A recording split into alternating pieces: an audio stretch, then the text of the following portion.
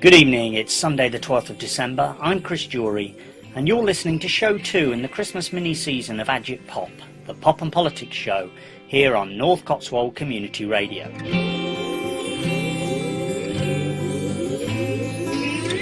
Last week we heard music and interviews from the Battle of Ideas, and tonight we're visiting the Hobbes Festival, which took place in Malmesbury in October. The track you're listening to is by Kainan, the Somali-born Canadian poet, rapper, singer and songwriter, otherwise known as the Dusty Foot Philosopher. Appropriately enough, it's entitled In the Beginning.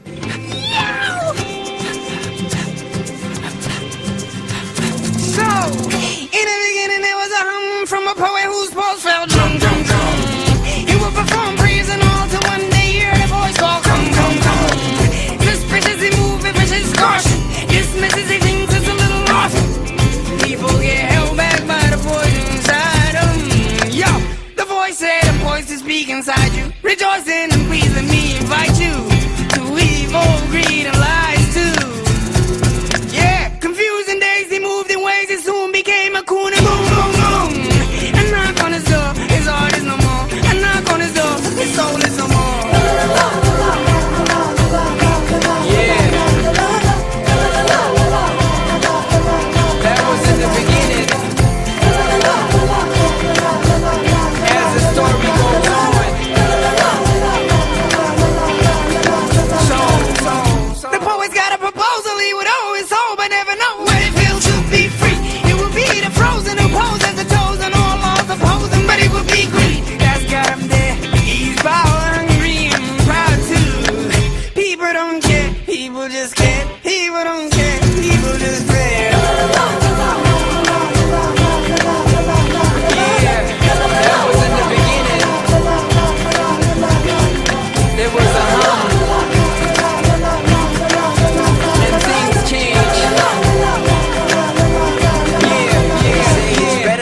Candle than to curse the dark. In the eyes of the youth there are question marks like freedom. Freedom for the mind and soul, we don't see them for their worth at all, that's why we lead them to these wars. And what is it we feed them our impurities, and who it is we treat them like the enemy. Humanity will need them like the blood we spill. And we're freedom for the heart to feel. We mislead them, they hunger for the love we give but we cheat them. The guys beat him when all he wants is his freedom, so they defeat him, whatever spirit he's got beat him. And they teach him the rest of the world don't need him, and he believes it's a disease that he's heathing. Put up your fist if all you want is freedom.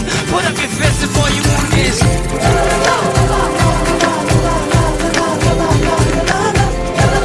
that was in the beginning, and things change. Yeah. We keep holding on, and we keep being strong, and we keep going on, and on and on and on. And we keep holding on, and we keep being strong, and we keep going on, and on and on and on. And we keep holding on, and we keep being strong, and we keep going on, and on and on and on. And we keep holding on, and we keep being strong, and we keep going on, and on and on and on. And there we are, that's Kainan and In the Beginning. So good evening and welcome to Agitpop. This is the second show in our little mini Christmas season. And this second show was some interviews I recorded at the Hobbes Festival in Malmesbury back in October. This was a thing about Hobbes, the famous philosopher, and there's some very interesting stuff. So we'll go straight into the first interview here now, which is when I arrived on the day and then speaking to some of the organisers. So I'm now here in Malmesbury in Wiltshire. Beautiful little town, some Cotswold stone, some ordinary brick buildings, but typical English market town with a square, some beautiful old buildings and higgledy-piggledy alleyways and no straight corners in the place, developed organically over many centuries. And I'm here in Malmesbury in order to go to the Hobbes Festival, which is a festival to celebrate philosophy, not just the work of Hobbes, but philosophy in general. Hobbes was an 18th century philosopher who most famously came up with the notion that most human life was brutish and short. So he was a bundle of laughs, old Hobbes. But this festival is about philosophy in general. The aim of the festival is to make Malmesbury the philosophy town. And indeed that's what the website for this event is called, the Philosophy Town. I'm going to go in and have a look now and find out some more about the Hobbes Festival. I'm here now with Ian Henderson, who started up the Hobbes Society, which indirectly has led to the Hobbes Festival. Ian, tell us, how did the Hobbes Society come about in Malmesbury? There was a letter in the local paper from one of the ladies here in Malmesbury saying, we have here a very famous philosopher called Thomas Hobbes, and we're not doing anything about it. When is the town council going to wake up to this news? I suggested to her that the best thing to do is to form a society locally to raise his profile, and that we did. And we have a dinner every year, and we have meetings quarterly, and we talk about Thomas Hobbes, and it has actually worked. It's raised the profile of Thomas Hobbes in this particular town. It's got some way still to go, but it's much better than it was, and we're very proud of that. So when did all this happen, Ian? When was the Hobbes Society started? Started in 1996. There had been previously 2 big dinners to celebrate his death, 300 years or something like that, and also one of his birth, I think, which was 1588. So there had been 2 previous ones, but they were a while ago. But the society now, formed from 1996, has gone on, and it's ongoing too. And so how did the festival come about? Was that your idea, or Mike Cuthbert came to you, or how did that come about? Well, we'd always thought, wouldn't it be lovely to have a lecturer, a top lecturer, to come and talk to us? But we felt that we weren't actually up to it, and perhaps it would have to happen in Oxford. Well, then, out of the blue, Michael Cuthbert came along, phoned me from Edinburgh, where he lives, and he is a bit of a philosopher himself, and said, I would like to run a festival in Malmesbury because of Thomas Hobbes, and we would like to turn it into a philosophy town. Well, that's hugely ambitious, and, we were all rather sceptical about whether it was actually possible. Well, he came up trumps, and he did produce a festival 2 years ago. Last year, one was planned, but swine flu was likely to be hitting us hard, so we thought it was prudent to cancel. So this week is the second one that we've had, and it's going extremely well. What do you yourself think of the philosophy of Hobbes?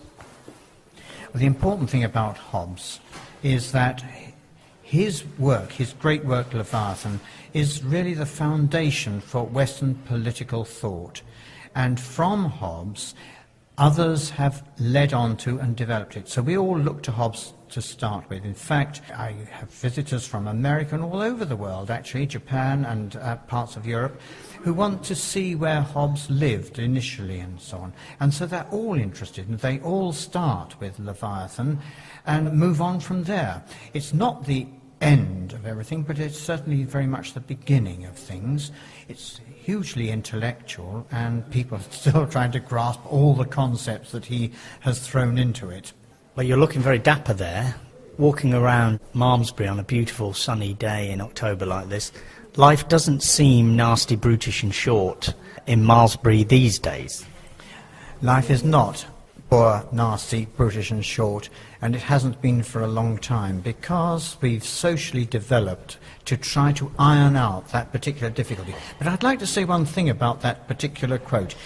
Thomas Hobbes started in what he called the scientific method. It was new in those days, and they start with the very basics. They start at the bottom and gradually work up. So that particular description is right at the bottom, before there is any government, before there's any social organisation. He starts at the bottom. He describes nasty, brutish and short as being the life of man, and then goes on to develop how society is gradually built up, and then he builds it up to, first of all, to to a proper, acceptable form of government.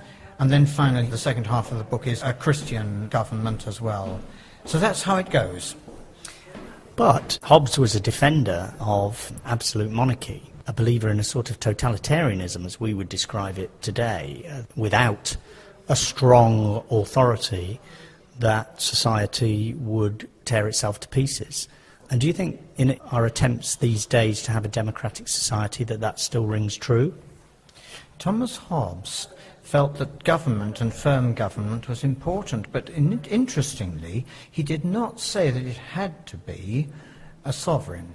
But something needs to be sovereign, so under Cromwell's time, Parliament was actually sovereign, but somebody has to come to a mind, a conclusion, and carry it out. And so Hobbes was saying that perhaps a sovereign is perhaps a very good way of organising the final say. At the moment, obviously, we've got democracy and a government, and what the government decides happens. But that's all part of it, and once proper government, and if you look around the world and you see the chaos in some countries, I'm sure you think, I wouldn't like life to be like that.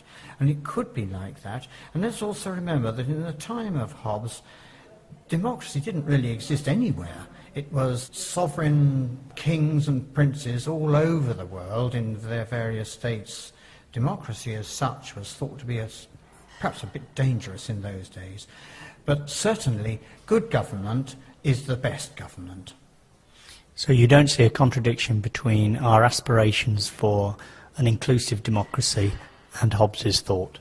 No, because I find little or no problem, because people have thought and probably have somewhat misinterpreted Hobbes's Leviathan to think that the nature of good government means a king who's going to be a bit of a dictator. He's actually much more open than that, and if you look at the little picture, you'll see that the sovereign is an accumulation of all the people in there, because it's this funny picture in... I'll just interrupt you there, because I'll explain to the listeners here that we're looking at the front cover, the very famous inside cover of Leviathan, the print on the inside, which will be up on our Facebook page, that you'll be able to see that. And there's a picture of a city, a metaphorical city, and then above it there is the sovereign. And as Ian has pointed out, the sovereign's body is made up of all the individuals in the society. So, sorry Ian, you carry on. Well, that's the point, in that the king or the government is sovereign, with bringing together all the views into one. And I think that's what especially a democratic government actually would be doing today. I see very little difference. So, in fact, certainly looking at that diagram while discussing it with you, you can see that that is the intention of it, that the sovereign, in fact, represents the population, and a democratic government would aim to do the same thing. So, you're hopeful for next year and the future of the Hobbes Society and the Hobbes Festival? We're very hopeful. The date is already in the diary, I understand, and it always takes place here in the town hall, because the town hall is central and convenient in so many ways for the society to, I say the society, for this festival society to hold its events. So yes, we're very much looking forward to, what will it be, 2011 next year. I hope to be here myself then, and I'll see you then, Ian. Thank you very much. Thank you very much. I look forward to meeting you again. So there we are, the beginning of the Hobbes Festival. I'm just looking here at Wikipedia on Hobbes. Oh, by the way, I don't know if you've heard that George Bush, in light of the WikiLeaks scandal, George Bush is calling for the invasion of Wikipedia. As always, right on top of the issues. Okay, I thought it was funny. They're all shaking their heads in here, but I actually thought that was quite amusing. But I'm just reading here Hobbes on Wikipedia, and it says that he was a champion of absolutism for the sovereign, but also developed some of the fundamentals of European liberal thought: the right of the individual, the natural equality of all men, the artificial character of the public order. And all these things are still going on today, and especially in this last week. We've had the WikiLeaks scandal with Julian Assange now sitting in prison.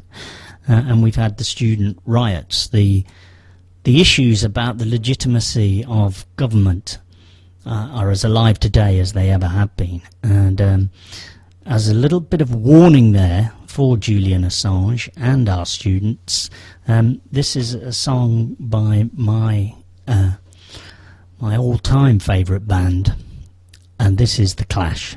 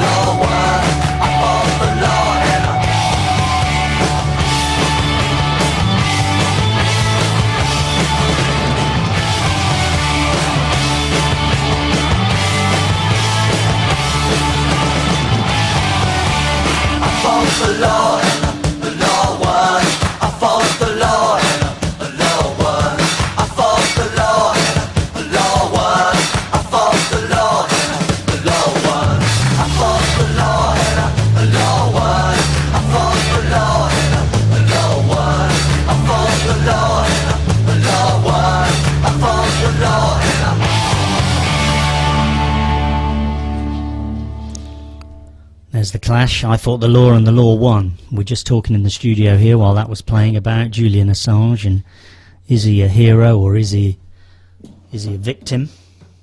You can have your own say on that if you want to. You can email us at studio@northcotswoldsonline.com or text us NCCR plus the message to 6300. My name's Chris Jory, you're listening to Agitpop on North Cotswold Community Radio. I mean, my own feeling about Julian Assange is that WikiLeaks is an important thing, and the leaks are having quite an impact and are being used by people politically all over the place, and it illustrates why this stuff should be in the public domain. I personally, for me, someone who's employed by the state isn't entitled to have private conversations with people, because that's not their function to have private conversations. They're acting on our behalf and they should be able to defend their positions to us. But there you go, that's my own feeling. So now we go to another interview from the Hobbes Festival back in October. This is an interview with the guy who set the whole thing up, Mike Cuthbert. Okay, so I'm joined here now by Mike Cuthbert, the instigator and inspiration of the Hobbes Festival here. Nice to see you, Mike. Thanks very much. So tell me, how did the idea of this Hobbes Festival come about? Well, there was a long Hobbes society going back to the 1960s in Malmesbury, because this, of course, is where Hobbes was born, in 1588. And I was looking for a place like this for 20 years, a small town that had an association which was accessible to a lot of population and was quite attractive. And so Malmesbury came up trumps. So you've been thinking about the idea of a philosophy festival, not necessarily a Hobbes festival, but a philosophy festival for quite a while, yeah? Yeah, but it's got more to do with an actual town. I'm very interested in Scotland, where I come from, called small towns, in England generally called market towns. These speciality towns, like St Ives with art, it's been there a long time. Benjamin Britten moving back to his homeland in Suffolk, and Aldeburgh, as everyone knows now, is a major music centre. The phenomenal rise of Hay-on-Wye by an eccentric individual starting second-hand bookshops there, a long, long way from anywhere, very difficult to get to, and a big festival that grew out of that. And I saw that Malmesbury was a unique opportunity to develop another one with another philosophy. And are you a philosopher by trade, as it were?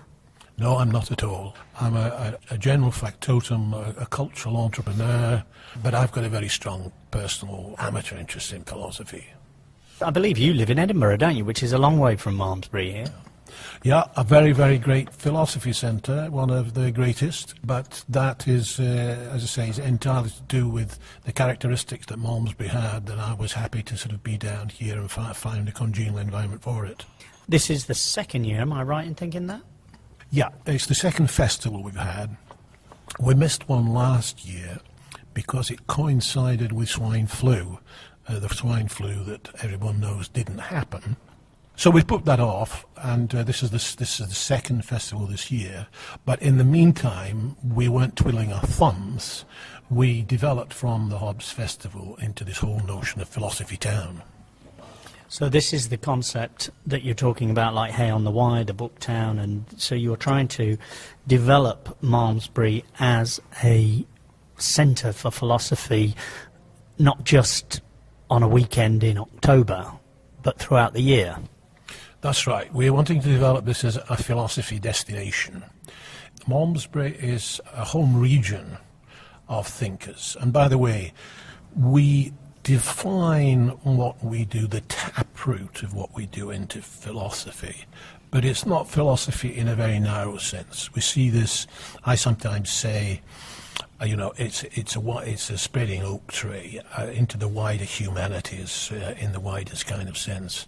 So if you take in this area, there are major medieval philosophers. In Malmesbury itself, William of Malmesbury. Malmesbury was, in the late first millennium, a major centre, a major European centre, and William of Malmesbury and the Abbey in Malmesbury was one of the greatest libraries in Europe. If you do come to Malmesbury now, you'll see that in about 1500 the Abbey was struck by lightning and quite a bit of it came down. You can see how big it was by seeing what's left there now, which is the parish church, which is very substantial and still very beautiful. But in fact, the original Malmesbury, the spire of Malmesbury that came down, it was said there was a golden finial, a golden ball on the top when it was struck by lightning, which came crashing down and went scooting down the high street and finished up in the river, and no one ever found it. But this same steeple, this same spire in Malmesbury was actually higher than the present-day Salisbury Cathedral, which shows you the importance of it. And its library here, and William of Malmesbury, St Alnham, a number of early scholars were based here, as they were in the region. And how have the town of Malmesbury cooperating with you? Are they excited by the prospect of branding Malmesbury as the philosophy town? We've had nothing but a positive response here amongst the borough council, the local councillors, and the local organisations and population.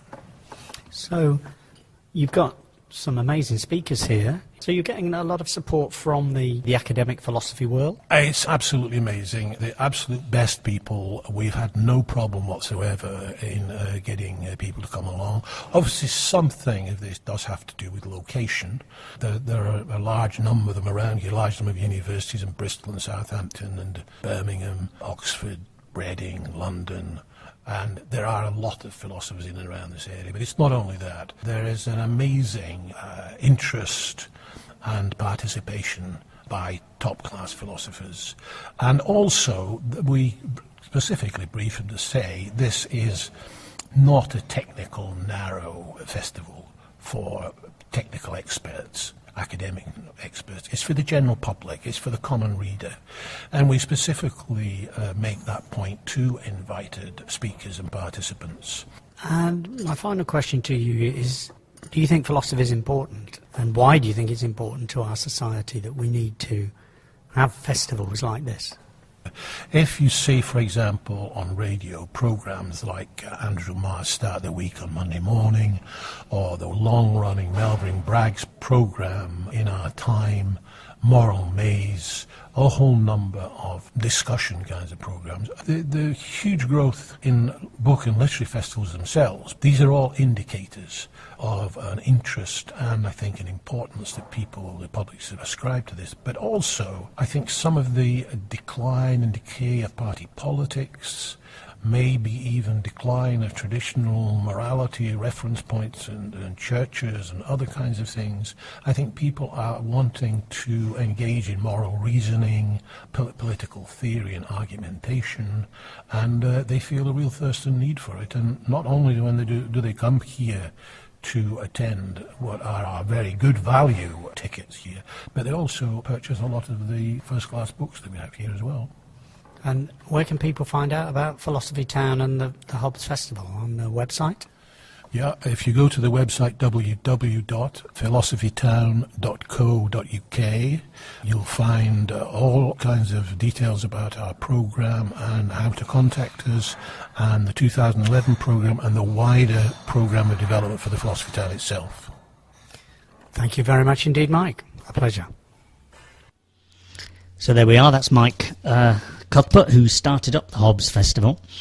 And this next track that we're going to play now, I've chosen for a regular listener who speaks to me, Chris Dutch Van Spal, who lives up in Sailham, actually, a bit out of our area, but he listens to the show on Listen Again. And I've chosen this rather ironically, and I hope it makes you laugh. Chris, it's I Can See Clearly Now by Johnny Nash.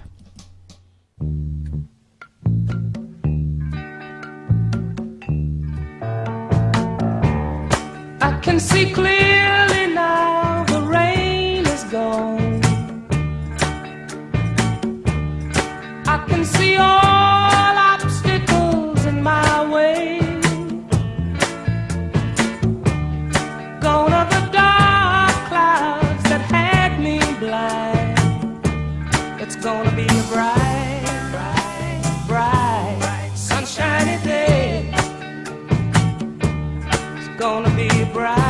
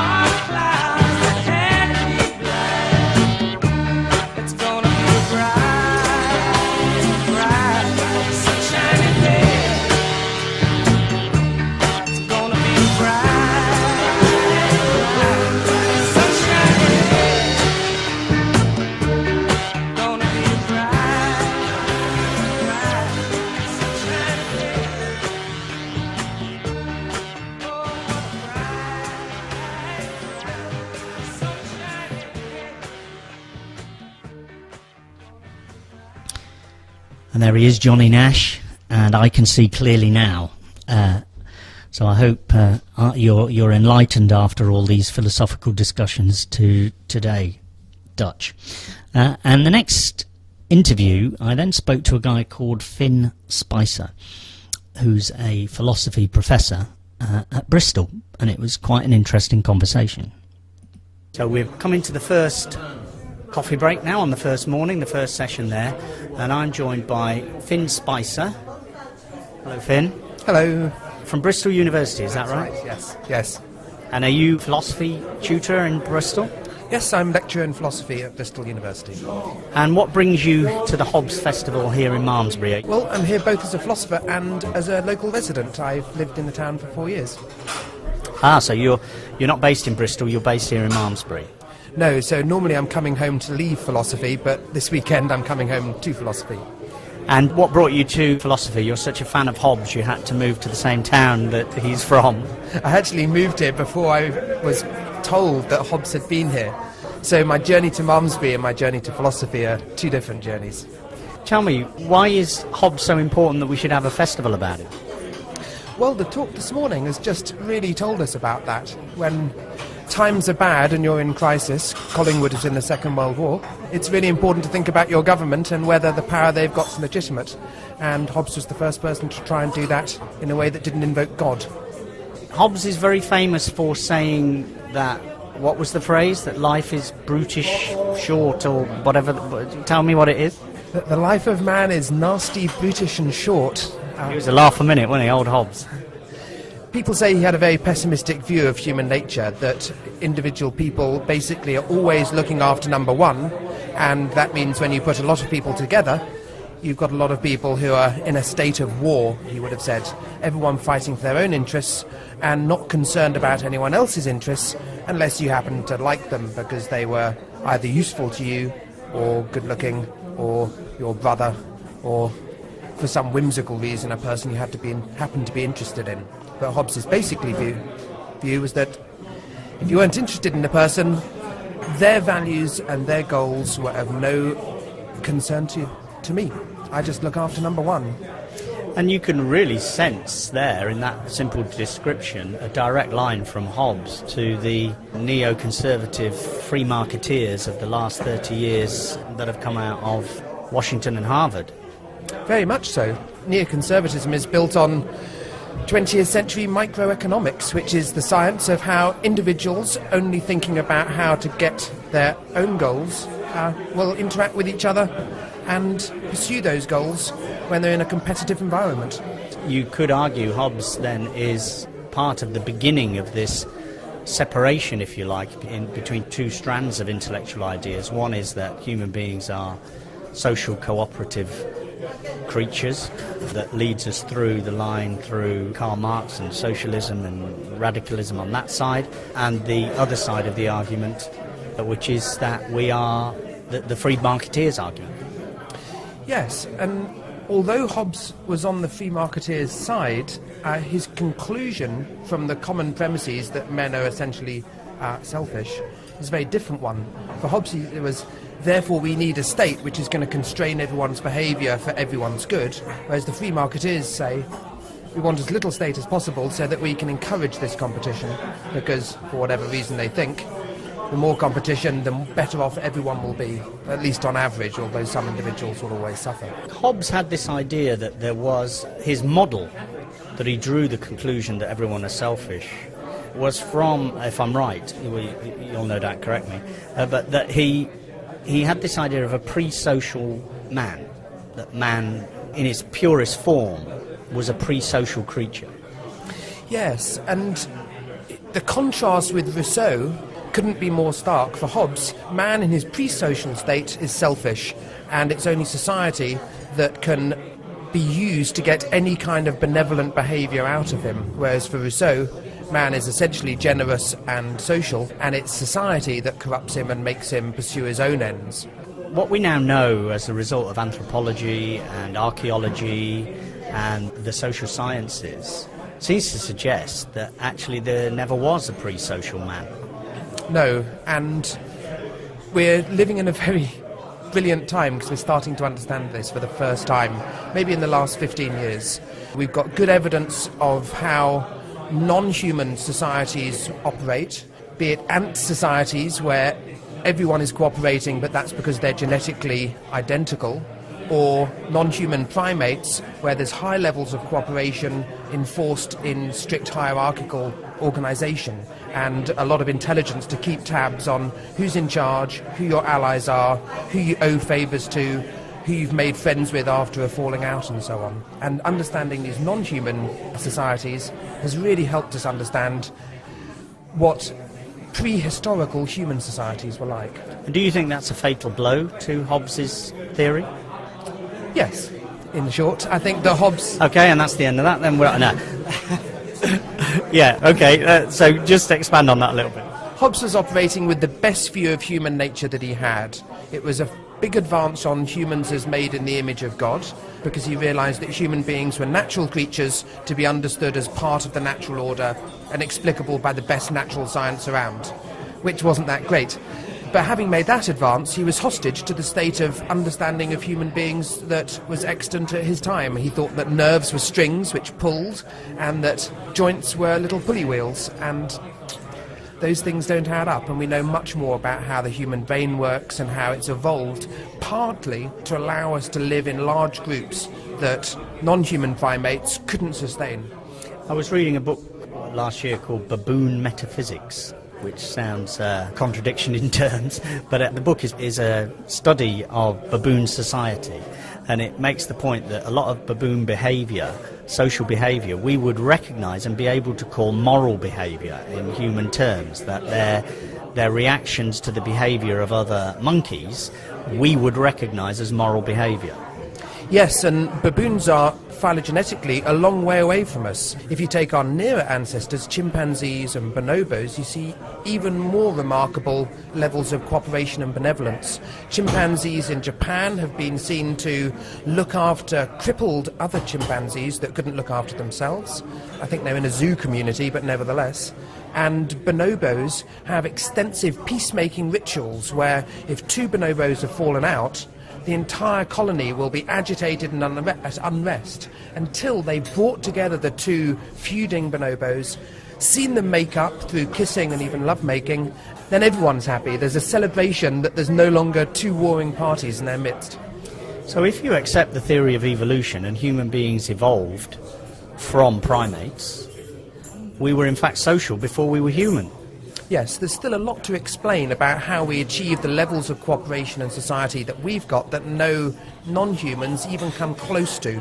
But understanding that the foundations that we do share with non-humans already have a lot of cooperation and social elements to them can't be denied.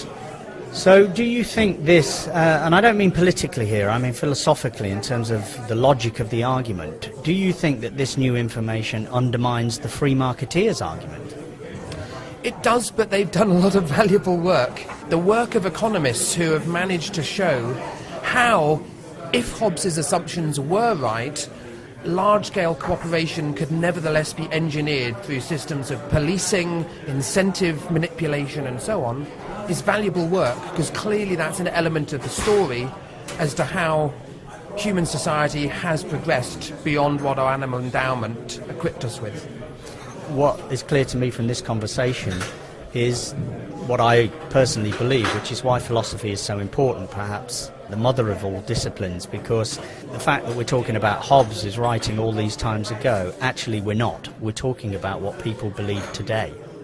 Absolutely. We're interested in what kind of creatures human beings are and what the implications of understanding ourselves has for how we ought to organise ourselves when we get together. And that's a perennial question. And a lot of people don't realise where their ideas have come from, that there's a history of ideas, and that these ideas, like the idea that human beings are primarily selfish creatures, comes from a time when we didn't have the knowledge that we have now. Oh yes, we're all steeped in this history and conversant with terms like the life of man is nasty, Brutus and short. Unlike that interview. So we'll finish that now. Thank you very much for speaking to us on Agitpop. Have a lovely day. Thank you, I'm looking forward to the rest. So there we are, that's Finn Spicer, some interesting stuff there. And this next track is from my favourite band when I was a teenager, called Bebop Deluxe. They've got a bit of a reputation these days of being a bit prog rocky, actually, but they definitely weren't at the time. But not known for their political songs, but this song, Blazing Apostles it's called, I think is a fantastic illustration lesson about the commercialization of religion in America in song. I think it says all you need to know about that, and it's called Blazing Apostles by Bebop Deluxe.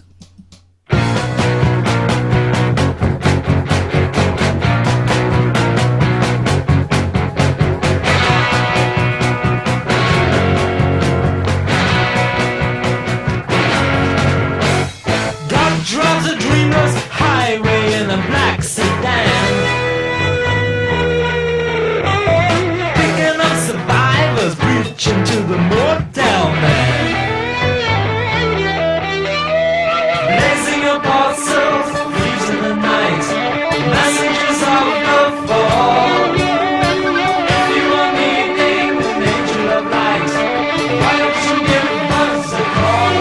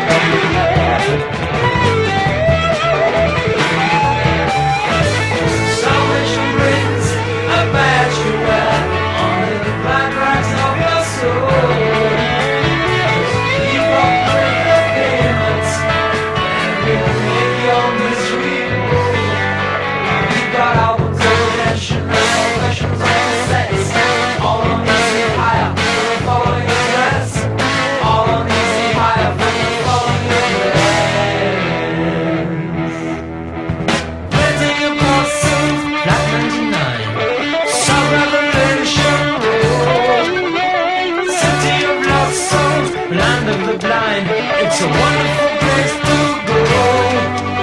A wonderful place to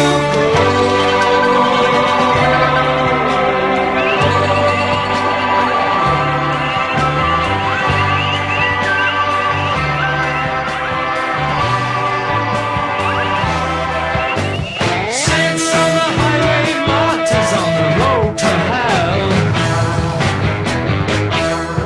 This is making profit if you've got a soul to sell.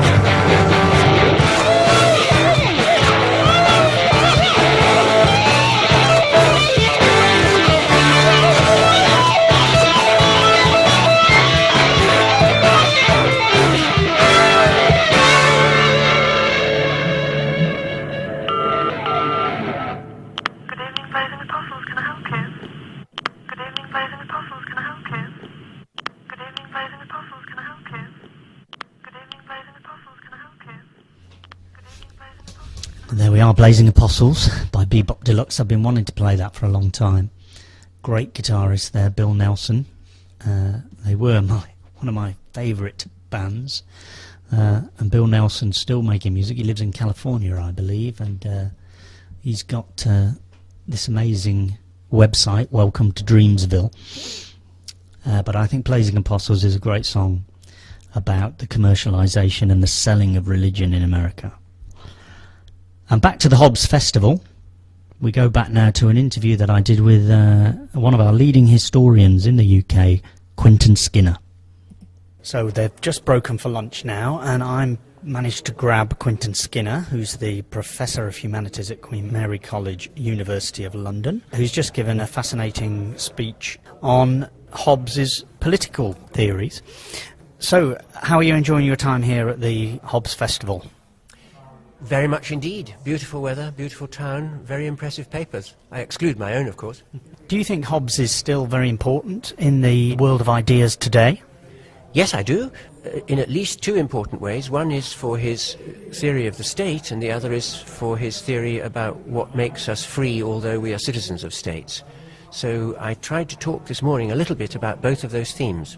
It's interesting that it seems to me that a line running from Hobbes's thought to the current neoconservative free marketeers philosophy that has been so prominent in the last 20 or 30 years in the Anglo-American world. That's true in a sense. Hobbes is, however, a very strong theorist of the state. He would never suppose that it would make sense to think that free markets could take the place of the state. He is insistent on absolute sovereignty, and that sovereignty is having one single legal location.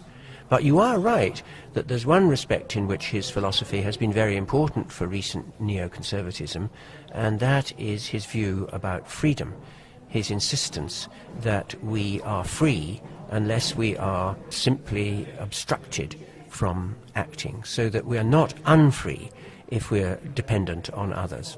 Am I right in thinking that's what is generally called negative freedom? It's a view of negative freedom. Yes, indeed. It's negative in that it claims that the presence of freedom is always marked by an absence. The question is, what is the absence that marks the presence of freedom? Now, Hobbes agrees with the neoconservative position that the only presence that takes away freedom is the presence of interference upon your capacity to exercise your powers. So, for example, state interference would be the enemy of freedom. There's where Hobbes is a kind of neocon. That's to say, the state is constructed as the enemy of freedom. But of course there could be another view of negative liberty, which says that freedom is not absence of interference, it's absence of dependence. That would be a much more democratic view of freedom, which would insist that you are not free unless you are independent within political society of the will of others. The only way to be so independent is to be a participator in the maker of laws. And then there's another conception of freedom which is sometimes called positive freedom, which would say that to be genuinely free, we not only have to be free from restraint from the state, but we have to be given certain things by the state. One of the main examples given is education, that without an education we can't be free, especially in the modern world, and that therefore that needs to be something that is positively given to us as a freedom. Yes, but I don't think you would necessarily want to say that that produces a positive theory of freedom. It might be that the provision of education is a necessary condition of our enjoying freedom in the negative sense. The positive view of freedom would be a completely different view, which Hobbes never at any point raises, that the idea of freedom itself has a positive content. That's to say, it only makes sense to claim that someone is free if they are acting in a certain way. So that freedom is not an absence, it's not the absence of coercion, it's not the absence of dependence, it's not the absence of obstruction, it is the presence of something. That's a very difficult concept to make sense of, but a number of political philosophers in our time, Hannah Arendt, Charles Taylor and others, have tried to make sense of it and to insist that freedom is self-realization, it is the name of moral action. But of course no liberal political theorist, and certainly no Hobbesian, would want to talk in those terms, because that's to say that we're not free unless we are behaving in a certain sort of a way. It's the glory of liberalism to say that we have our freedom for whatever purposes we may ourselves choose, not that we're not free unless we're acting in some particular way. Unless we were to say that acting in a certain way, you use the phrase there, self-realization, and that the capacity to fulfill one's potential is one of these aspects of positive freedom, and that in order to do that, for example, one would need certain levels of equality of opportunity, if nothing else. Of course, but all of that's compatible with talking about freedom as a negative concept. That's to say, I'm quite sure that some degree of economic independence and some high level of education are indispensable to the kind of freedom that Hobbes is talking about. But what he's talking about is what has to be the case for you to be minimally obstructed in your desires. He doesn't tell you that unless your desires operate in a particular way, you're not free. Okay. And quite central to your talk on this was the concept of determinism, which we've discussed before on Agitpop. Dear listeners, if you've had enough of determinism now, you can turn off. But I'm fascinated by the idea of determinism, because determinism basically takes away the intuitive idea that we have free will, that we are making decisions, because the argument is that everything is causal, and therefore things that have happened in the past and all our decisions are influenced by things that have happened in the past and are just chemical reactions to those causes. Is that right? Well, Hobbes is a determinist. He doesn't phrase it quite in your way, but he has a very ingenious distinction between freedom of the will and free action. And it's a very important moment in the development of modern philosophy when he states his theory about freedom and determinism in those terms. On the one hand, he wants to say, this intuition that you have freedom of the will, that you can choose to do this or choose to do that, that's a complete illusion. There's no such thing as freedom of the will. In fact, in Hobbes, there's almost no such thing as the will, because action stems simply from our desires, either our aversions or our desires, and they are all causally induced. He doesn't give an account at the biochemical level of how they're causally induced, but he would agree with you, yes, that the determinist says everything that we do has a cause. So the notion of freedom of the will is an illusion. However, it doesn't mean that the notion of free action is ruled out, because however you are caused to act, if your action is then unobstructed, it's a free action. So there's the thesis which is usually called compatibilism. That's to say, it reconciles the idea that actions can be free, even although the notion that the will is free is an illusion. I found that a very powerful argument this morning, actually, and a very useful distinction. But I'd just like to go back to this notion, the determinist notion, because I actually would not regard myself as a determinist at all. And what confuses me about philosophical discussions about determinism, is it not possible that the causes that have gone previously, evolutionary forces and all the causes have gone previously, have led to human free will? I think there is here a very deep dilemma, and we're talking now about one of the great unsolved problems in modern metaphysics. On the one hand, we do have the intuition that I can do this or I can do that. So we have the intuition that our will is free and that we choose to act. On the other hand, we also believe that we live in a wholly deterministic universe in which we can assign causes for actions and causes for events. So we have two intuitions which collide. What's ingenious about Hobbes is that he acknowledges both the intuitions, but he produces a solution which makes sense of them. He makes sense of them, of course, by denying the freedom of the will. However, it is, as you say, a very deep intuition. Phenomenologically, it seems to me that I can do this or I can do that.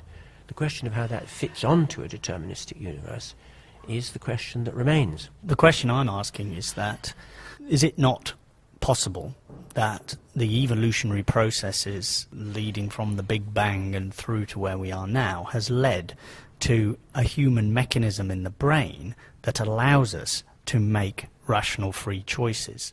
Why is that not a possible outcome of the determinist causes? I think the only outcome would be that we have that intuition, we have that sense. It wouldn't show that that is a belief which it's right for us to hold. But it doesn't exclude it. I suppose it doesn't. And on that note, we're not going to solve one of the greatest unsolved problems of philosophy this afternoon, so we'll call it a day. Thank you very much for speaking to us here on Agitpop. Well, thank you. It's been a pleasure to do so. So there we are, Quentin Skinner. Interesting conversation there. And the next song I'm going to play now is a song from Tom Jones's, the album that came out earlier this year, Tom Jones's album of gospel songs, which I think is a truly wonderful piece of work. And as the gospel songs, there's a lot of moral thought in a lot of the songs that he's chosen there. And this particular one, I think, illustrates certainly why intuitively that argument about determinism is so important. Because this song is about conscience, really, and about how conscience affects us psychologically. And the song is called Did Trouble Me. When I close my eyes so I would not see, my Lord did trouble me. When I let things stand that should not be, my Lord did trouble me. When I held my head too high, too proud, my Lord did trouble me. When I raised my voice a little too loud, my Lord did trouble me, did trouble me. With a word or a sign, with the ring of a bell in the back of my mind, did trouble me, did stir my soul, for to make me human, to make me whole.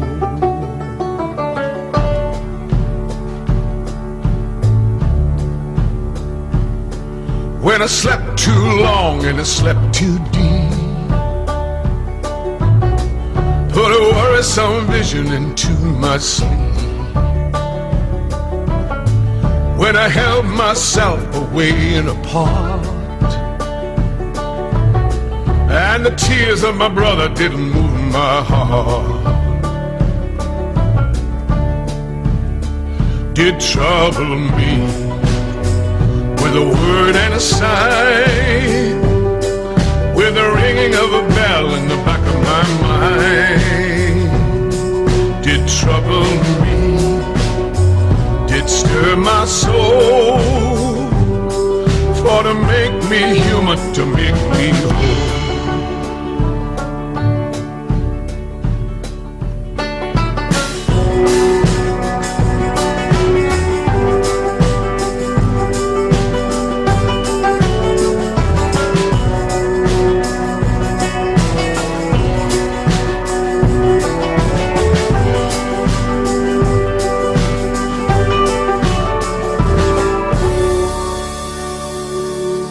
And of this I'm sure, of this I know,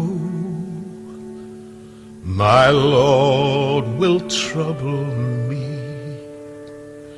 Whatever I do, wherever I go, my Lord will trouble me. In the whisper of the wind, in the rhythm of a song, my Lord will trouble me, to keep me on the path where I belong. My Lord will trouble me, will trouble me, with a word or a sign, with the ringing of a bell in the back of my mind, will trouble me, will stir my soul, for to make me human, to make me human to make me whole.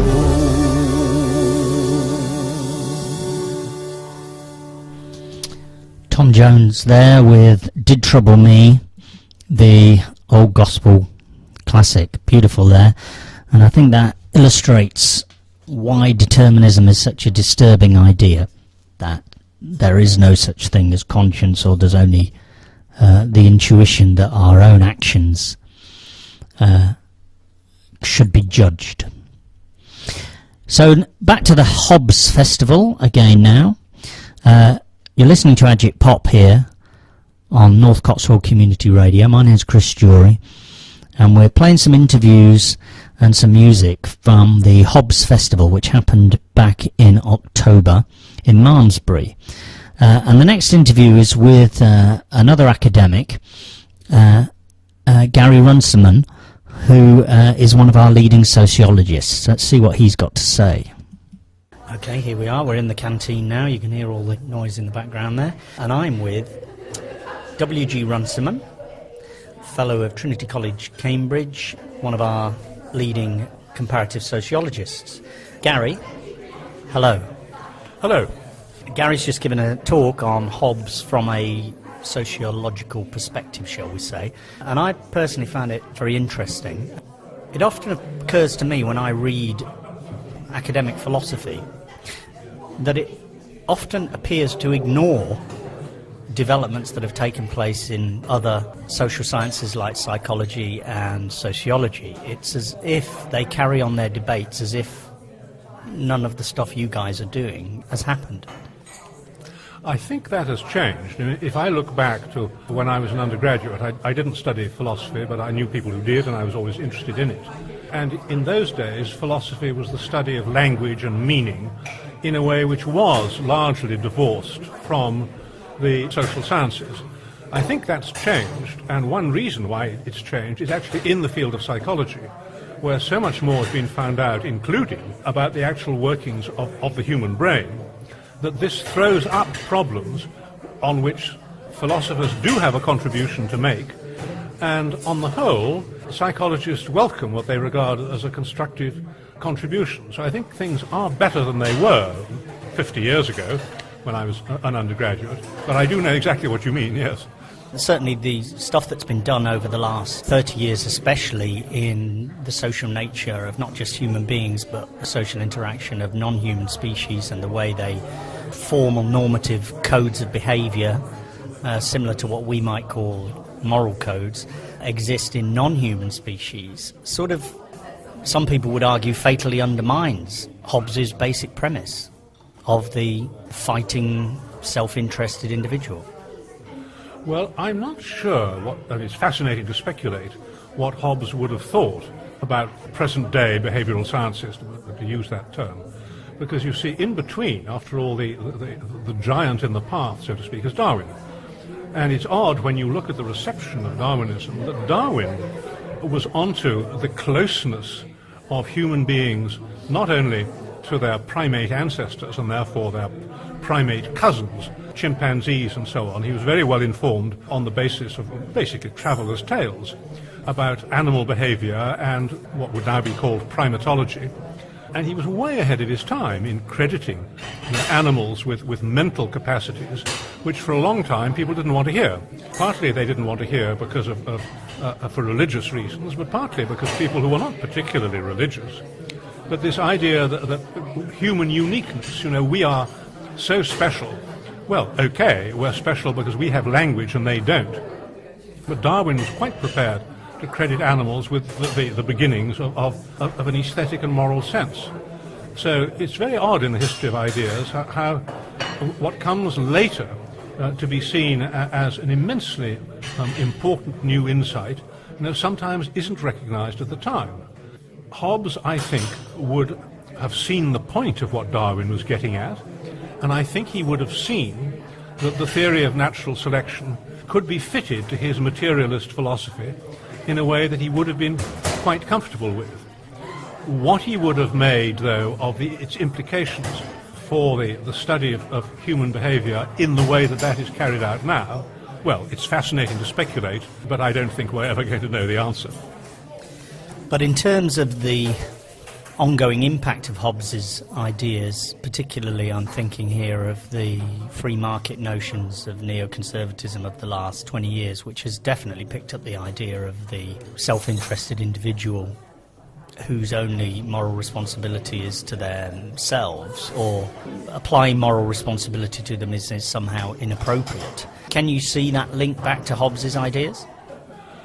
I'm not sure that Hobbes is as important, oddly enough, as Darwin, who was grossly misunderstood because he was read by many people, contrary to what he himself is on record as saying on occasion, as believing that human beings were fundamentally selfish, and that the process of natural selection pitted human beings against each other in a kind of Hobbesian competition. Now, the truth is, as we now understand it, that it both does that, but it also gives human beings the capacity to collaborate with each other and to form alliances within the overall competition for resources, which there always has been and always will be. So there's another irony in that people tend, in looking back at the great thinkers of the past, they fasten on those bits of what they've said. And if you look at what's happened to Adam Smith and the Wealth of Nations, he's been appropriated by people whose economic theories or opinions are way out on the right. He's also been appropriated by people whom the people on the right would regard as wet liberal welfare statists. And the great virtue of these giant thinkers, which I think they were, is that whatever their own conclusions were, they were very well aware of both sides of these perennial questions. I'm interested in your sociological perspective on this notion of the underlying nature of human beings. For example, one could say that in Darwinian terms we evolved from some form of primate species. All primate species we know are social creatures. Fundamentally they cooperate in ways that we would recognize as social. So one could even argue that we were social before we were human. Undoubtedly, and it goes back long before the primates. So that sociality, to use the technical word, is deep in our evolutionary past. But it's always had these two aspects, because the same dispositions and capabilities which produce competition within and between species also produces the possibility of forming coalitions and alliances within and between species. So that when you look at the revolution that's happened in the study of our closest genetic relatives, the chimpanzees, in the wild in the last 50 years, pioneered by the remarkable Jane Goodall, who, as far as I know, was the first person who actually went out and saw chimpanzees in the wild collaborating with each other in order to mount a murderous raiding party against members of another species. So these two sides of human and animal nature have always gone together for literally millions of years. And that, of course, is to bring us on to the next question in terms of human behaviour, is that we are social, but then the question that we would have to ask is effectively a moral one, which is to what purpose is our social nature put? Well, we are, as far as we know, unique, and maybe it needs language to do this, as a species, that we do deliberate and we talk to each other, of course, about issues of right and wrong. But the resulting behavior is still recognizable in the behavior of other primate species. Other primates are distinguishable, as Darwin was well aware, in terms of their own character. Some of them are more likely to tend others, their fellows, when ill. Some are more aggressive. Some give signs of behavior which you have to interpret as mourning the loss of a loved one. They clearly make friends with one another. They form personal relationships in which they help each other more than they help other people. So the rudiments of what we would call moral behavior are clearly there in creatures who share 98% of their genes with us and who they can't talk, but they really do look, as Darwin was aware, as if they had the rudiments of what we would now call a moral and also an aesthetic sense. Do you think all of this sort of comes down to this notion? We hear it all the time in popular discourse. People all the time say things like, well, it's language that distinguishes us from the animals, or it's our aesthetic appreciation that distinguishes, art that distinguishes us from the animals, or it's science that distinguishes us from the animals. There seems to be this need to distinguish us from the animals, whereas a lot of biologists would say, well, we just are animals, especially if you take a naturalist view and don't believe in a god or a metaphysical idea. We are just another species of animals who happen to evolve the ability to think rationally and cooperate in the way that we do. So where do you think this need to distinguish ourselves from the animals comes from?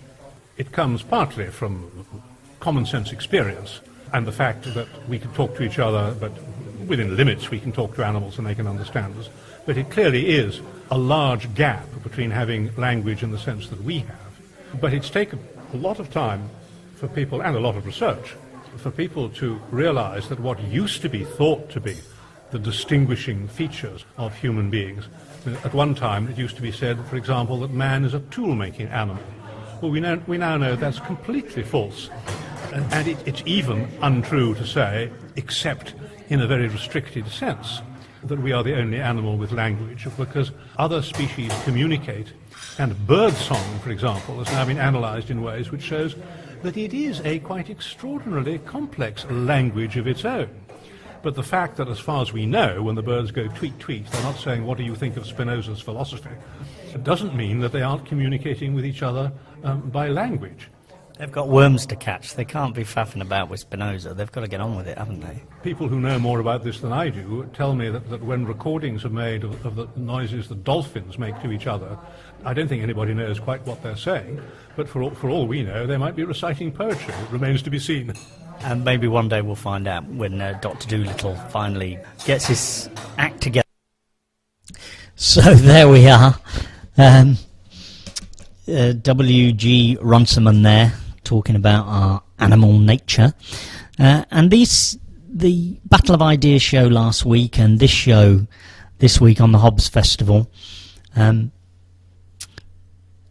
makes me quite sentimental about the power of words, the power of political discourse, the human power to examine these issues and examine our consciences and decide what is good, a good way to organise our societies. And it's a very powerful thing and a wonderful thing.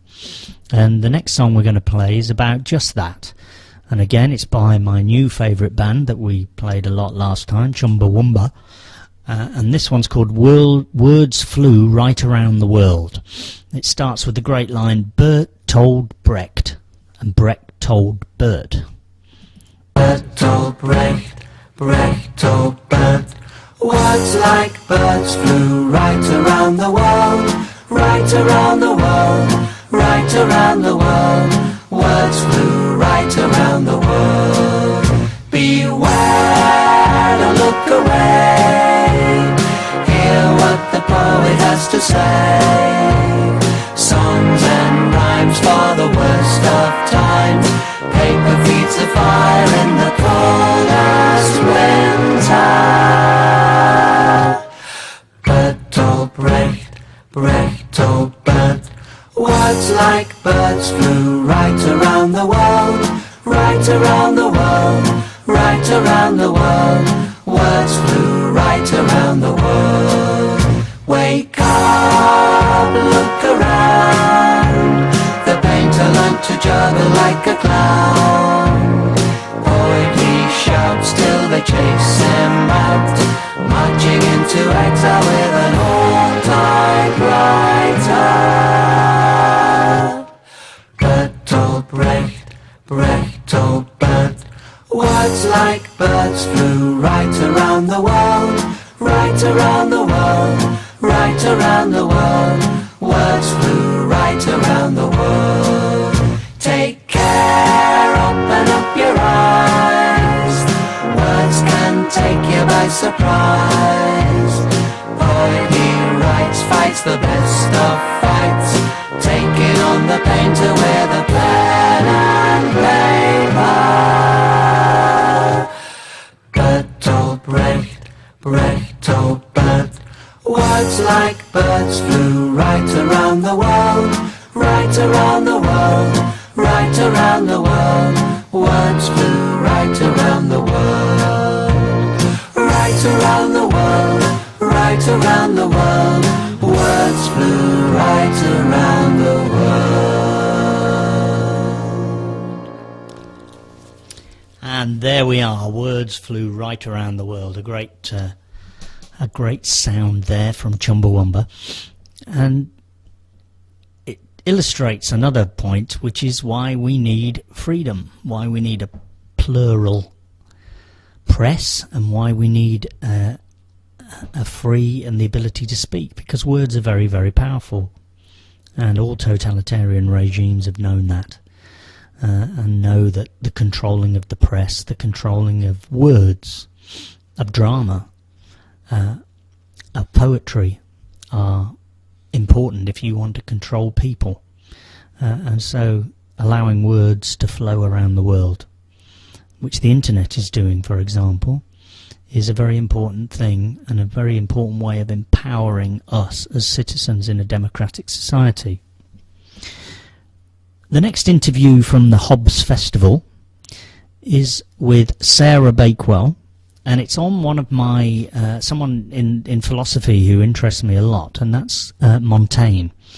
And Montaigne was a French aristocrat back in the day who wrote some essays, and he wrote them in an amateur capacity. He wasn't an academic philosopher, but he wrote these essays which became a cause célèbre in France at the time, because when they were published they had quite a profound effect. They're not quite diary, but they're also not classic philosophical dry writing. He includes himself and his own feelings and thoughts in the writings, and this makes them fairly unique even today in philosophical writing. So this is Sarah Bakewell on Montaigne.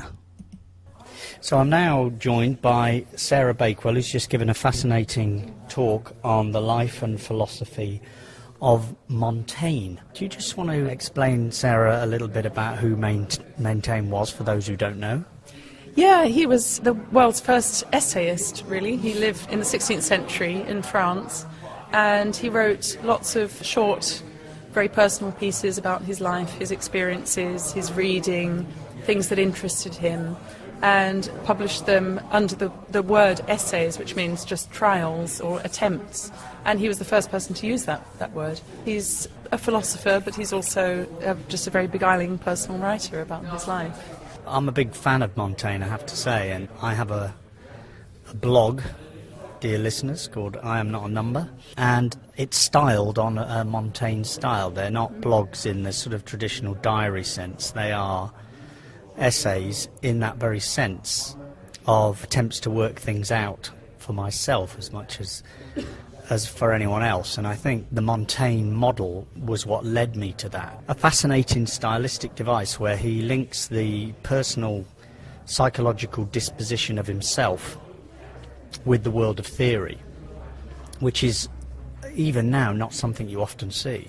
Well, I think there's an argument for calling Montaigne the world's first blogger, actually. It's I've seen that claim made, and there's a lot to be said for it, because he did write in a very personal way and a very spontaneous way, it seems, just writing about whatever went through his head at any particular time, as a blogger would do, but also, as you say, relating his personal experiences to wider ideas in the world and to history and politics and every subject under the sun, really, in a way that is, I think, what bloggers very often do. It's also about putting down his own thoughts on paper, but it's also about communicating with readers, and again, that's really what a blog is all about. But I think it's this constant change and flux of his thinking, the fact that he doesn't try to construct a consistent system, but just writes whatever he happens to be thinking about at the time, that gives him this appeal, and the personal nature of it, because fundamentally he's writing about himself, or he's writing about the world, but as it seems to him. And the other thing that inspired me about Montaigne was that, of course, he was an entirely amateur philosopher. Philosophy these days is almost entirely undertaken within the academy, within the university structure throughout the world, and so professional philosophers are actually academics. Do you think that the professionalisation of philosophy has in any way negatively impacted on its effect and its relationship with the general population and even with the intellectual world generally outside the academy? Oh yes, I think we've lost a very ancient and much more important tradition of philosophy, which is that it's about living well, it's about reflecting on your life and experience, it's about looking for different ways of thinking about things. It's for absolutely everybody. There's no sense in my mind that philosophy should be something that you have to practice as a profession in the same way that you might practice law as a profession. But we have, on the one, I think we have both traditions going. We have popular philosophy has been very successful in recent years, and that's good, that's very healthy, but there is still a slight disconnect between that and the world of professional philosophy, with each looking rather askance at each other and not quite finding common ground, and I think that's a great shame. Because Montaigne wasn't trying to discover some universal theory, a philosophical theory that could explain everything, the theory of everything, which so much academic philosophy does seem to be engaged in, a sort of process of attempting to come up, as in the Hitchhiker's Guide to the Galaxy there, the answer to the question of everything, and it does seem a bizarre enterprise to me. Yes, it's something that he would have thought was impossible. You can't ever come up with a theory that will explain everything, and it would be misunderstanding the question. Funnily enough, in the Hitchhiker's Guide to the Galaxy, that's exactly what happens. They get the answer and then they have to go off in search of the question.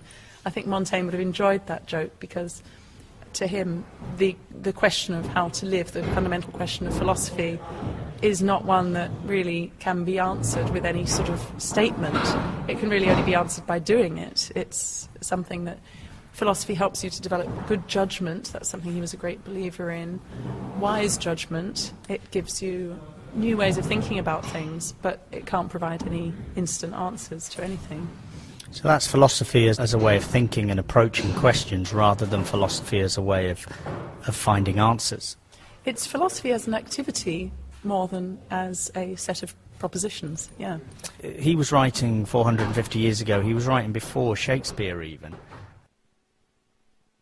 So we've stepped out in the corridor now because all the furniture was starting to be moved around us there, so it wasn't very conducive to the interview. So we're in the corridor now, continuing the conversation with Sarah about Montaigne. And the point I was going to raise with you, Sarah, was that the other interesting thing for me about Montaigne is he was sort of in a pre-science era, while we're in sort of post-enlightenment, but philosophy, certainly when he was writing, or even intellectual life, hadn't taken the specialist scientific turn that it subsequently took perhaps 100 years later. Yes, well, he was writing within the Renaissance tradition, which in turn drew on the classical tradition of philosophy as a guide to living more than anything else, and as a way of thinking about the world, but not as a science. The idea of science that we now have just didn't exist in the Renaissance at all. The idea of it as a system of methodical tools for investigation. Science itself was more about knowledge and understanding. The word existed, but it meant something quite different. And the other very modern thing about Montaigne's writing, considering when he was writing, was that there's not that much reference to God and religious methods of deciding these things that he discusses. Yes, he was a very secular thinker, which is quite striking for somebody of that period. He did describe himself as a good Catholic. He said that he very much was happy to follow the Catholic Church in all things, but the impression that you get from reading him is that he just wasn't really interested very much in things beyond this world. His fascination was with life as it is here and now, in human nature, psychology, the reasons why people do things that they do, all in a very secular context. So there is a religious conformism in Montaigne, but it's almost nominal. He really is interested in other things, and that comes across very clearly in the essays. Because he doesn't, for example, quote from the Bible. He says he's a good Catholic, but he doesn't answer the questions that he sets or the discussions that he makes. He doesn't answer them by referring to Scripture or even previous religious speakers, does he, really? I mean, he relies on his own ability to think them out. Yes, it's very striking when he writes about death, for example, which he thinks a lot about death, especially when he's just in the period when he was leading up to writing the essays, when he used to worry a lot about his own death and the death of people that he loved. And when he writes about it, there's never really any hint that he believes in an afterlife, because he writes about death as if he recognises that it's the end, as far as he's concerned. So he sort of gives religion its due, but he's far more interested in the reasons why we do the things that we do and in ideas about life as it is here and now on Earth, really. There's a great sense of him just not being very interested in religious matters. Thank you very much there, Sarah. And Sarah's book is out now. Give a quick plug for your book there, Sarah. Well, it's a biography of Montaigne and of his essays, the story of his essays through the years and the people who've read them and the people who've loved them. But it's fundamentally about him, about Montaigne. It's called How to Live, A Life of Montaigne in One Question and 20 Attempts at an Answer. And who publishes that? It's Chatto and Windus. Came out in January. The paperback's coming out the following January. Thank you very much, Sarah. Thanks very much. There we are, Sarah Bakewell and Montaigne there. Now, this next song I've been wanting to play for some time on the show, and again, I missed a trick really, because I should have played this first, and then I Can See Clearly Now Later for Chris Dutch van Spal. And this song is for all of you who are listening to these interviews and wondering what on earth is going on. Hey, what's up now? Brother, what's up? This is a groovy party, man. Yeah, I can dig it. Stop. Right on. Hey, what's your name?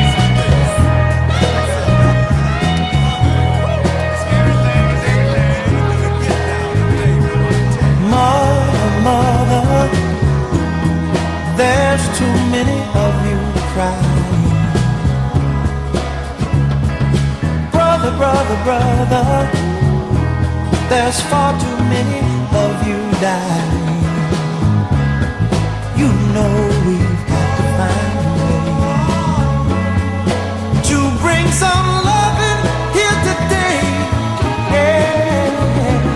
Father, Father, we don't need to escalate. You see, war is not the answer, for only love can conquer hate. You know we've got to find a way to bring some love in here today. Oh, picket lines and picket signs, don't punish me with brutality. Talk to me so you can see what's going on. What's going on? What's going on? Yeah, what's going on? Oh, what's going on? Right on.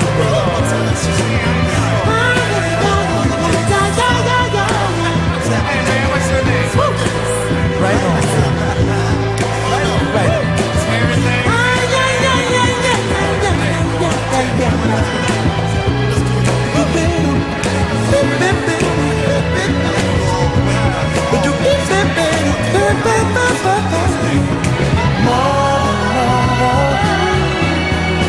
Everybody thinks we're at home. Oh, but who are they to judge us? Simply cause our hair is long. Oh, you know we've got to find a way. Bring some understanding here today.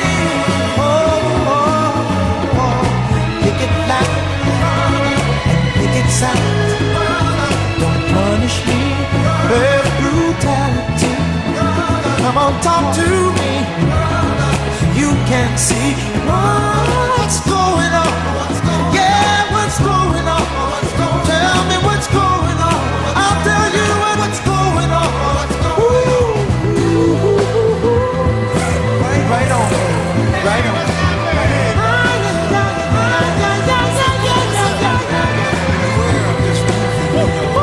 Right on.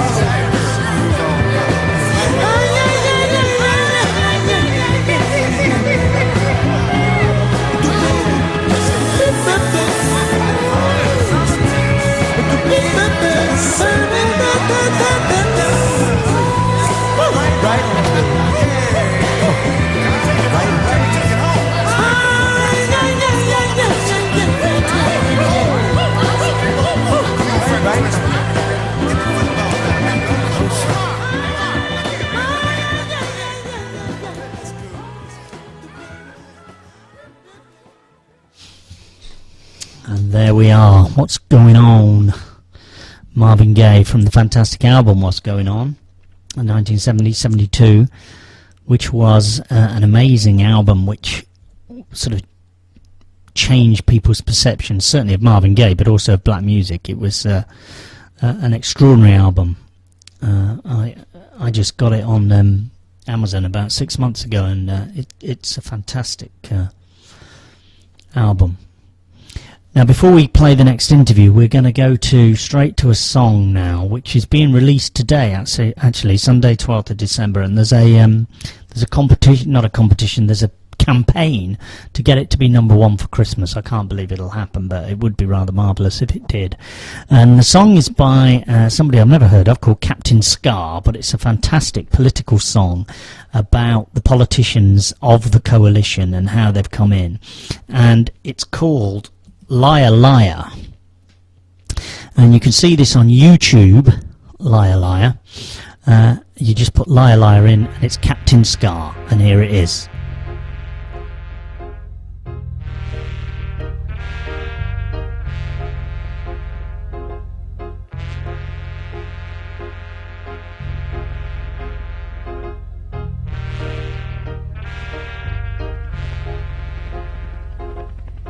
I want my children to think that our generation paid off its debts, valued its savers, rewarded responsibility and invested in their future.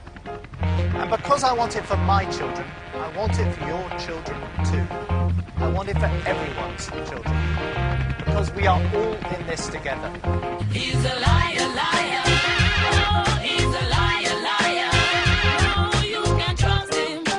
No, no, no, no. He's a liar, liar. Oh, he's a liar, liar. No, you can't trust him. No, no, no, no. We all know politicians like telling lies. Big ones, little ones, porcupines. Say we're in it together. Won't disguise. We're all being taken for a ride. Little men from elite society telling us to build a big society. Take the pinstripe suits and show them the door. Then come the rich, not the poor. We're achieving some great things already in this government. I hope each and every one of you is as proud as I am of what we've already achieved. We are finally putting liberal values at the heart of British government. He's a liar, liar. Oh, he's a liar, liar. No, you can't trust him. No, no, no, no. He's a liar, liar. Oh, he's a liar, liar. No, you can't trust him. No, no, no, no. If you buy an apple but you get a pear, you would complain it would not be fair. So if you vote for the left and they turn to the right, it's your duty to put up the fight. Even though the votes have long been cast, it's still possible to make your mark. Do everything in your power you can. People rise up, overturn the plan. This government will not cut the deficit in a way that hurts those we most need to help, in a way that divides our country, or in a way that undermines the spirit and the ethos of our vital public services. This government is pursuing the only policy which gives any hope of bringing our people back to real and lasting employment. This government, This government, this government, this government, this government, this government, this government, this He's a government. liar, liar. Oh, he's a liar, liar. No, no, no, no. He's a liar, liar. He's a liar, liar. You can't trust him. No, no, no, no. He's a liar, liar. He's a liar, liar. You can't trust him. No, no, no, no. He's a liar, liar. He's a liar, liar. You can't trust him. No, no, no, no. There it is, Captain Scar, Liar Liar. So on this night of the final X Factor, the final of the X Factor, those of you who are not particularly interested in listening to the final of the X Factor, if you're listening to this, you couldn't get further from it, but there you go, Liar Liar. There's a Facebook page here as well. If you go onto Facebook, and it's Captain Scar, Liar Liar for Xmas 2010, #1, and that's on Facebook as well. And you can download it now from iTunes. So let's see if we can take out Simon Cowell. So now we're going to go back to the Hobbes Festival, and we're going to speak to one of the most famous popular philosophers of the present time. Right, so I'm standing outside now in the beautiful sunshine on this October day in Malmesbury, talking to Julian Baggini, one of the leading popular philosophers of our age. I think that's too kind. I always say popular is a genre rather than a description of how many people actually like you. But you are a very central figure in UK philosophy, certainly in the public domain, and yet, as I understand it, you're not a member of the Academy. No, I'm not. I did a PhD, so I sort of got my licence, if you like to put it that way. But no, I didn't stay in academia because essentially you need a real focus and a determination and a narrowness in a good way, not as a criticism, to be a successful academic. And I just wasn't enough of a specialist. I think I just am a generalist by nature, which I guess you could, if you want to be critical, you'd say that shows sort of breadth with shallowness rather than depth. But no, that's just not my interest. But I am interested in philosophy, and I'm also interested in the kind of rigour and, real hard thinking that you get in the academy. So, when I started the Philosopher's Magazine with Jeremy Stangram, we definitely wanted to bring that kind of quality of philosophy to a wider readership, but in a way that, they could understand, no jargon. Yeah, I mean, it's certainly, the Philosopher's Magazine has been very important part of my journey as an amateur into the area of philosophy. Philosophy Now, the Philosopher's Magazine, those were, getting a subscription to those led me in, and then reading an article would lead me to a book and to an author and to, this has been going on for 15 years now, but it was absolutely central to my engagement with the subject. So, on a personal level, thank you very much for that. Thank you. I mean, it's obviously good when people use it as a kind of a bridge, but I think sometimes people who try and popularise philosophy, that's kind of all they want to do. They want it to be the bridge, because what really matters is the serious stuff. But I think, okay, that's a good thing to do, to go and look in depth. But I also think that there should be a way in which philosophy can just be part of the general intelligent conversation of culture, and that's not about just providing people the taste so they then go away and go into it more deeply. It's actually just as a participant, really. I think sometimes there's this danger of the philosopher pontificating. I have my gems of wisdom to offer to you, the world. And I think it's at its best in public life. It's participating. If you look at people like Honora O'Neill, Mary Warnock, John Harris, people like this, these are the people who are doing most to really bring philosophy into the mainstream, and they're doing that by getting very involved with other people in politics, public life, and other intellectuals, and just playing their part. I'm much more critical of the Academy than you are, and I'm not worried about saying so, because there's no cost to me to do so. But I'm much more critical. I've tried to engage on a number of occasions with academic philosophy and starting an MA and things. But the very narrowness that you speak about, which generally the Academy sees as a good thing, I think is highly dangerous. And when I've spoken to a number of speakers during this thing, what will happen is that I'll speak to a sociologist, and then I'll ask a sort of broader question, and then he'll say, oh, well, I'm not a psychologist, so I can't really answer that. It sort of atomises the public discourse to such an extent that it renders it almost useless in the wider world. Well, I think the point is you need both specialists and generalists. You need people to sort of work away in very small corners, doing very detailed work. You don't know where that's going to lead. But you also need people bringing it together, being synoptic. The problem with the Academy is that it's out of balance. There's not a problem with the specialisation as such. It's just that if you don't have the other people as well, it becomes useless. And I think it is a real problem, because all the most important questions are of their nature interdisciplinary. I've just finished writing a book on personal identity, and when I did my PhD, it was this extremely narrow academic discipline, academic inquiry. It was just down one route, paid very little attention to everything else. When I came to write the book, I have got psychology, sociology and everything. Now, okay, you go on a bit of a limb sometimes when you do that, but unless you can put things together, to give the good picture, you're not really contributing to the broader understanding.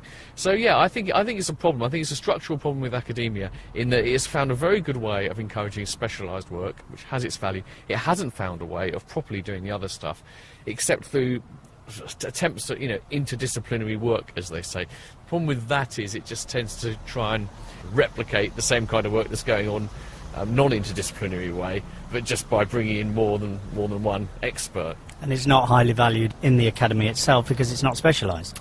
Yeah, sometimes there is a certain sneeriness about interdisciplinary work, that it's kind of not proper and bona fide. So I think we have a problem. And the reason why this exercises me is because I actually think philosophy is possibly the most important of all the disciplines, the meta-discipline, if you would like, that overarches everything, because it's asking questions like, why do we do science? What's it for? What are the consequences? How should we use science, or how should we use history, or what is history for? And so this alleyway that it's gone up of highly technical conversations where philosophers are actually speaking to each other is sort of undermines the importance of philosophy for the general population. Yeah, I think there's another way, though, in which it can give the wrong impression of what you've just said is the good thing, because, okay, it is true that philosophy has that role, but it's important that philosophy doesn't realise that it doesn't have that role in isolation. It doesn't have a monopoly on understanding the purposes and aims and goals of other disciplines, and when it tries to give an account of those things, but from a perspective which is an entirely insular one, it doesn't work. It doesn't understand. How can you say what, for example, science is if you're so cut off from it that all you're doing is philosophy? So I think that even that aspect of philosophy suffers from too much isolation. Well, and that's exactly my point about its isolation. Makes it unable to do that. For example, a lot of conversation is still going on about personal identity and what human nature is, whereas in fact, in terms of science, anthropology, sociology and psychology and intimate brain analysis have resolved a lot of those questions. Yeah, they've certainly contributed. I don't think any of these things have solved it completely, to be honest. I think you need to bring it all together in order to get a satisfactory account. But yeah, you're right. But I mean, let's not be too negative here. I mean, I think this festival here in Malmesbury is just one of a kind of thing that has been going on in recent years. There is more involvement and engagement, and more and more academics are realising that as well and being positive about it. Not so long ago, the very idea of doing something popular would be seen as a bit inferior, and a proper philosopher wouldn't do it. Now I don't think you get that same kind of attitude, and a few things have changed. One of the most important things that changed that, I think, is when Simon Blackburn, who's one of the leading academic philosophers of his generation, wrote a popular book called Just Think, and it did very well, and that told people that, number one, you can engage with the wider public and be a very serious philosopher, and two, you might just be successful if you do it, and I think some people are a bit envious of that.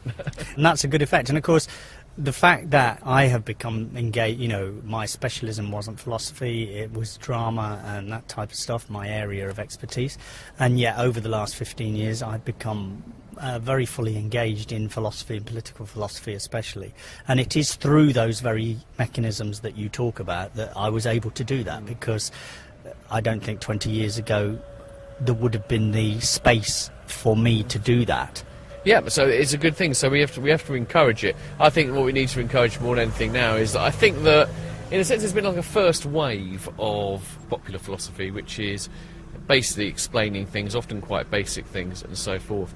But I think what needs to happen next is you need to get, say, more of this engagement with things, not from the heights of philosophy. There's been quite a lot of good work explaining philosophers' ideas to others. I think engagement is the next stage, and there hasn't been so much of. The exception has been generally in things like ethics committees, where there's been a lot of excellent work, and that really has been the exception. My experience certainly on Agitpop, and the feedback I get from listeners to Agitpop, is that what they like about the show and respect about it is that the show treats them as intelligent human beings who can work some of this stuff out and understand what people are saying, and they really appreciate that. I think there's a huge thirst for this in the public, for the public to be treated as thinking, rational, democratic citizens. I think that's a good point, because there's still a lot of nervousness, despite the success of some popular philosophy book, there's still a lot of nervousness around it with publishers, and they're very wary of doing anything that is too straight, that might sound too heavy. Now, I think if you look at popular history, you look at popular science, popular mathematics even. There's been good success with people who have just written about what on the face of it are quite difficult technical topics.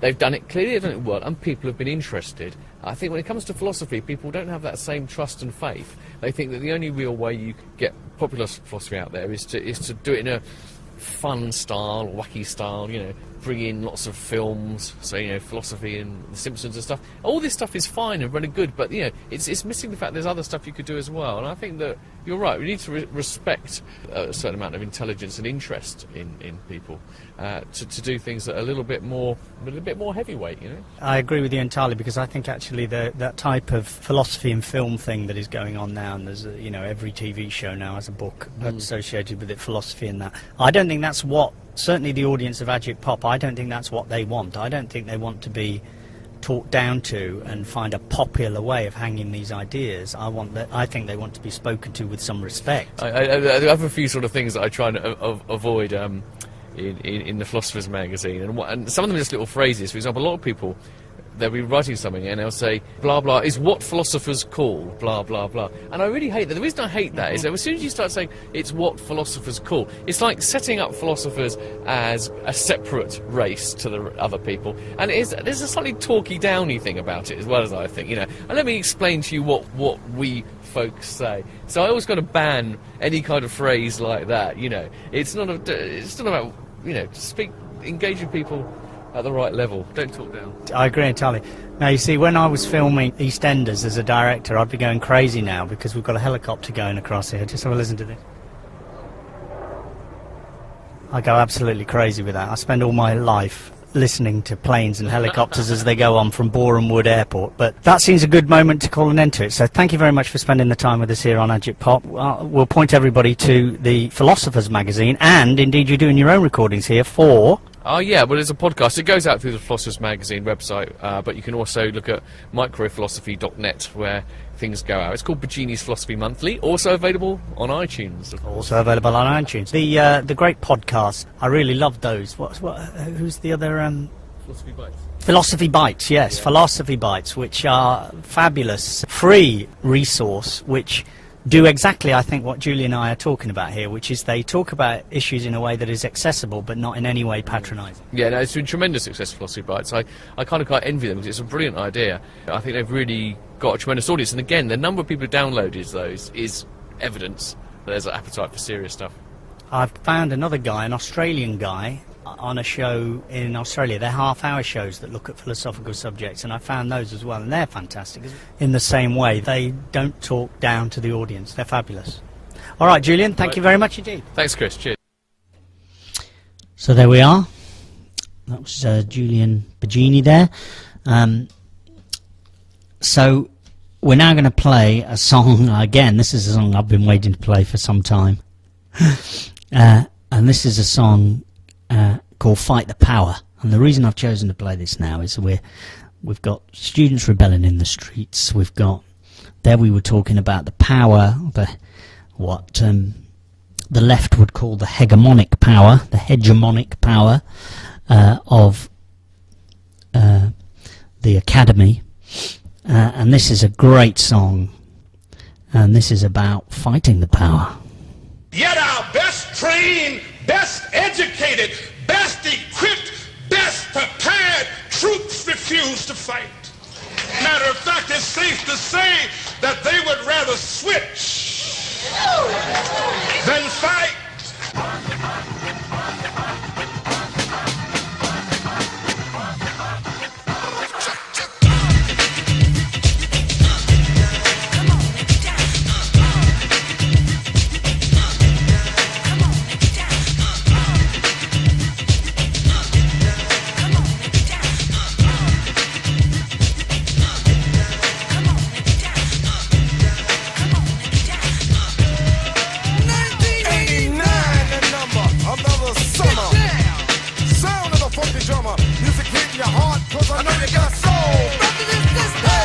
Listen if you're missing, y'all.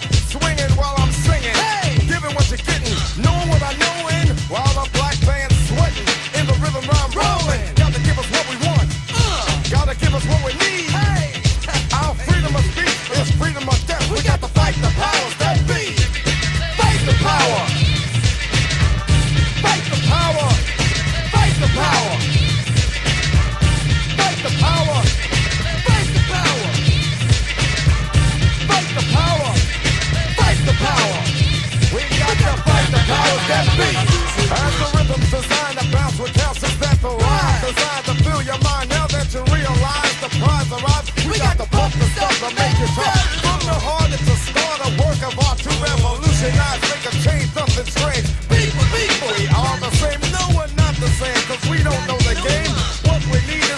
fearless. We can't get careless.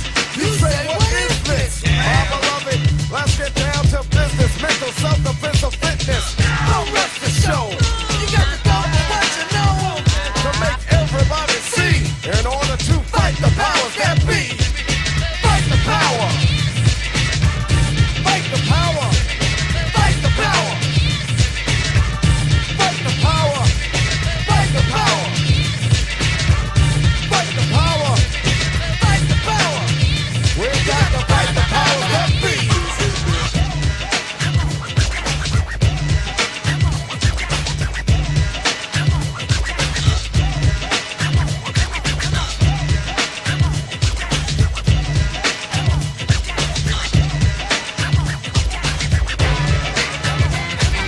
Fight the power. Fight the power. Fight the power. There we are, Public Enemy from the fantastic album Fear of a Black Planet from 1989-1990 with Fight the Power. We've got to fight the power. So this is the last interview now from the Hobbes Festival, and this is with an old friend of Agitpop, the philosopher Angie Hobbes. The Hobbes is of she's no relation to Hobbes of the Hobbes Festival, but here she is, and this is what she had to say. So we've just had the afternoon group session there about the public engagement of philosophy, and I've got with me an old friend of Agitpop, Angie Hobbes. Hi, lovely to be here. So Angie, you've just been on the panel there with Julian Bergini and Brenda, and that got quite interesting there, particularly about the relationship between academic philosophy and what Julian called a possible philosophical culture. Well, it did. I mean, it certainly became really clear that people were worried that professional philosophers saw themselves as gurus who were going to go around graciously and pompously scattering the largesse of their knowledge to the masses. I mean, and that is absolutely a misconception of what philosophy is and should be, and that's what I really want to counter. As I see it, good philosophers do not see themselves as having very privileged access to the answers to everything, be it 42 or any other number, but see themselves as part of a debate and a dialogue. And yes, we've read maybe some particular texts, we have some particular textual knowledge, and we've got a training in conceptual analysis and certain forms of deductive and inductive argument. But philosophy should be a dialogue. As I said, I see myself as part of the public whose understanding of philosophy I want to increase through my role in the public understanding of philosophy. I don't see it as an us and them situation. Clearly some of the people in the audience were wary that that was the position, and so it was quite helpful that they articulated their worries and concerns, because it gave me and others a chance to say, no, that's not what this is about. This isn't about my particular bugbear, the ghastly phrase knowledge transfer, which I want to erase from the language. It's patronising, it's pompous, and it's false. I, and I hope other philosophers, don't think we have privileged access to wonderful knowledge, which we are kindly going to agree to transfer to others. One, I don't see myself as having that knowledge, and two, transfer is not how learning or teaching should happen. It's debate, it's dialogue, and real learning is an internal, active process. So what you're doing is trying to stimulate thought and debate in both others and in yourself, and that happens in dialogue and in shared conversation. What was that quote you gave about turning towards the light? Well, yes, I'm trying to remember it. I can't remember it exactly. It's in Plato, yes. It's somewhere in the Republic, I think. And to paraphrase, one of the characters, Socrates, says, nobody really can teach anybody anything. All they can do is turn them in the direction of the light. I mean, that's still assuming that the, quote, teacher knows where the light is, and I wouldn't necessarily claim that. But it is a lovely thought that you're trying to open doors in other people's minds. I mean, I always say to students who are beginning my courses, my main aim in this course is at the end of it, you find the world a more interesting place than you did at the beginning. So that's the idea. We're trying to open doors, including in our own minds, because I also learn from students. I also learn from my interactions with non-academic members of the public on occasions like this. I'm a learner and a student as well as a teacher. one of the things that I found about this debate about the relationship between academic philosophy and this idea of a philosophical culture is I think one of the problems is that, especially in Britain, we seem to have stopped asking philosophical questions about non-philosophical activities like politics or engineering. When we embark on any activity, what we seem to concentrate on is efficiency, as if it was clear what efficiency was for a start off. Everybody uses the word efficiency as if it was self-evident what that meant, but what people aren't asking is, why are we doing the thing in the first place? Exactly. Which is, I would regard, surely, as a philosophical question. Of course, absolutely. I mean, I briefly mentioned the fairness debate that's going on at the moment. It's not enough even to ask, how do I fairly distribute this amount of money? How do I fairly make cuts? You have to ask, well, what do I want the money spent on in the first place? I mean, it's no good, for instance, saying, it's going to be fair, we'll just cut every government department by 25%. And then find out that you're actually cutting a department by 25% whose sole purpose is to go around counting windows prior to levying a window tax, which of course no longer exists, abolished in 1851. You've got to decide, what kind of society do we want? How are we trying to construct it? What are our values? You can't enter into those debates. The debates earlier this, without knowing those bigger questions. A whole debate about money at the moment. What is money for? What things is it good for? What things is it bad for? You can't answer that unless you think, what are my real desires? Of the things I really desire, what things is it good for me to go on desiring, and what desires would it actually be healthier for me to get rid of altogether? And of the things it's good of me to go on desiring, is money the best means of achieving them, or is actually something else, like giving time to somebody, a better means of achieving it? So then I think I want to buy this very expensive present for my niece, for instance. Okay, is that what she really wants from me?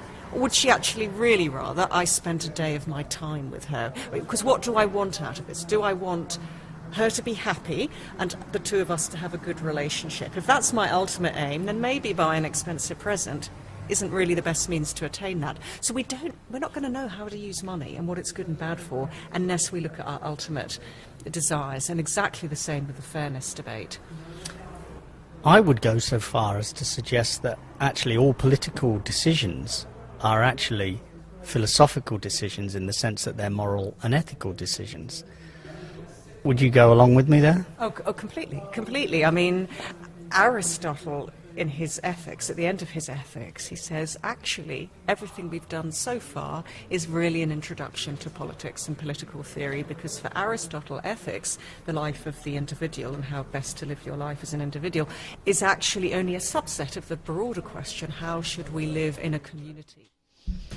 And there we are, the interview with Angie Hobbes there. So that's the end of this special about the Hobbes Festival in Malmesbury. I hope you enjoyed that. That's the end of Agitpop. I'm Chris Jury. This is North Cotswold Community Radio. We're going to go straight into the next show now here on North Cotswold Community Radio, which is Adrian Mack. And next week, just to remind you, on Agitpop, we have the 2-hour interview with Sir Ben Kingsley, which I pre-recorded a few weeks ago. So here we are, we go straight over to Adrian Mack, and good night from Agitpop. The Mack Attack with Adrian Mack.